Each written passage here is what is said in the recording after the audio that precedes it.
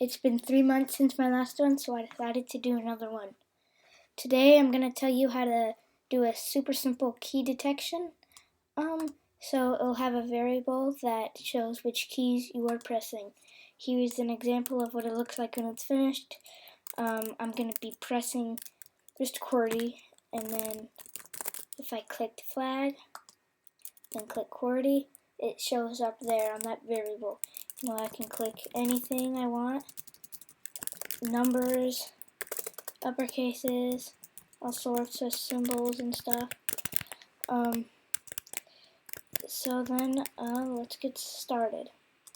For this code, if you already have sprites there, that's fine, but I'm going to do all the code in the backdrops, which still works. You are going to need to create a variable called, of course, keys pressed. And then this is the variable that will show which keys you're pressing.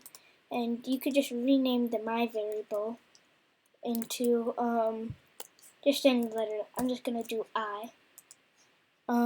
You're going to make a block, and this block will be called key detection. You're going to run this without screen refresh. What this does is it makes the code run super fast without any delay, kind of like turbo mode. We are going to do a set I to 0, change I by 1 in a repeat block, drag in a length of, drag in an if, a key pressed block, take the change I by 1 out of there. Let's put keys pressed 2, and then this one is very important. You don't want to do it 0, you just highlight 0 and click delete. A variable can contain nothing. For instance, let me show you. If I do keys pressed to nothing, then it shows nothing over here. Alright, so then what you want to do next is a set keys pressed 2, join keys pressed. You're going to want to drag out a letter from the operators category, put an I in there, right click it and click duplicate, drag that over to into the key space pressed block. This works if you notice you can put a variable in there. Let's say if keys pressed in there, I did Q. Now if I'm pressing Q, then it appears true, but if I'm not, it appears false. So it still works with input in it. Drag the one that you duplicated into the banana section.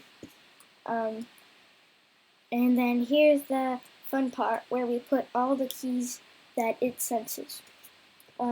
It's faster just to drag your fingers across the keyboard, type in all the letters, then you can do the top row with all the numbers, then click shift to put in all the capitals in there. Make sure not to make any mistakes or duplicates. You can do it for any keys, just not capital letters. You see, Scratch can never use capital letters for anything besides looks. If you look in this equals block, if you put in a lowercase a and an uppercase a, they equal the same thing. So we won't be able to have capital letters in here, but it worked with other keys because it's a different symbol. Highlight all this, copy it, and paste it here and here. Okay, now this is all the code you need, and let me bring you through how it works.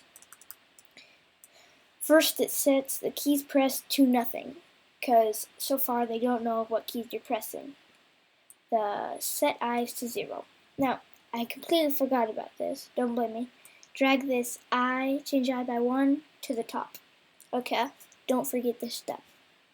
Otherwise, you won't be able to press Q. Set I to 0, and I is going to tell us what letter it is being focused on. So it repeats the length of this, which is all the letters you can press. It changes I by 1, so then the I would be 1, and then it'd do if key letter I of this pressed, then set keys pressed to join keys pressed letter I of all that. We have to do join, not change, because change won't work with letters. If we set keys pressed to Q, change keys pressed by 1, it just sets it to a number. That's not what we want. The join will join what's already there, even if it's nothing, with the one it's focused on. And that's all, if it's being pressed. Then it changes I by 1 and continues throughout every little letter or symbol through this whole thing. To see it work, you can drag in a win flag clicked forever and put that key detection block in there. Now let's try it out. Press as much keys as you want, and they should show up on there, even some capital ones when you're pressing shift. Not capital letters. Don't know why I said capital, but capital letters will just appear as they're lowercase. Okay, thanks for watching. Please like and subscribe, and you can't comment because this is going to be on YouTube Kids, but I hope you enjoyed watching this video. Maybe you can follow me on Scratch. Alright, see you later.